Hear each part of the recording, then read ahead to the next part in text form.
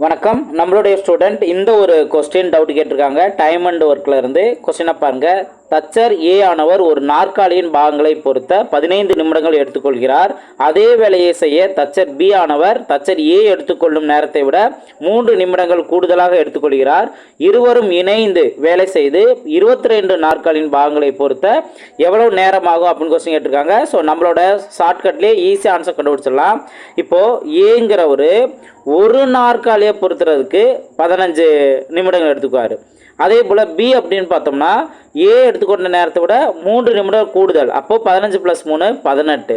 எப்பயும் போல் நம்ம என்ன பண்ணுறோம், இந்த 15க்கும் 18க்கும் எல்சிஎம் எடுக்கிறோம். எல்சிஎம் தான் மொத்த வேலை. எல்சிஎம் பார்த்தீங்கன்னா 90 தான் இதற்கான எல்சிஎம்.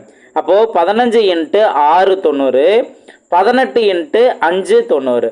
இதுதான் அவங்க 2 பேர்த்தோட திறன். இப்போது 2 பேர்த்தோட சேர்ந்த திறன் என்ன, 2 பேர் இணைந்து அப்படின்னு தான் மென்ஷன் பண்ணியிருக்காங்க. அப்போ 2 பேர்த்தோட சேர்ந்த திறன் 6 + 5 11. இப்போது அவங்க ஒரு நாற்காலியை பொறுத்துறதுக்கு மொத்த வேலை 90ல் ÷ 11. ஓகே, இது முழுசாக சிம்பிளை ஆகாது. நம்மளுக்கு இது கவலையே இல்லை, இது சிம்பிளை ஆனாலும் பரவாயில்ல. அவங்க ஒரு நாற்காலியை சரி செய்கிறதுக்கு பாகங்களை பொறுத்துறதுக்கு 90/11னா 22 நாற்காலியில் பொறுத்த, அதான் கேள்வி. அப்போ இன்ட்டு 22ன்னு போடுங்க.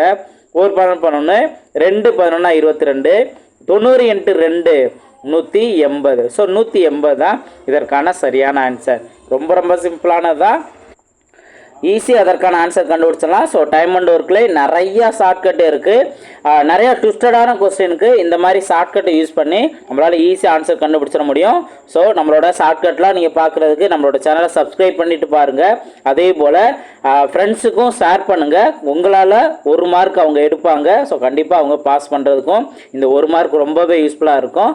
ஸோ சப்ஸ்கிரைப் பண்ணிவிட்டு நீங்கள் பாருங்கள். என்ன டவுட் இருந்தாலும் நம்மளோட சேனலை சப்ஸ்கிரைப் பண்ணிவிட்டு நம்மளோட இந்த நம்பருக்கு நீங்கள் சென்ட் பண்ணுங்க.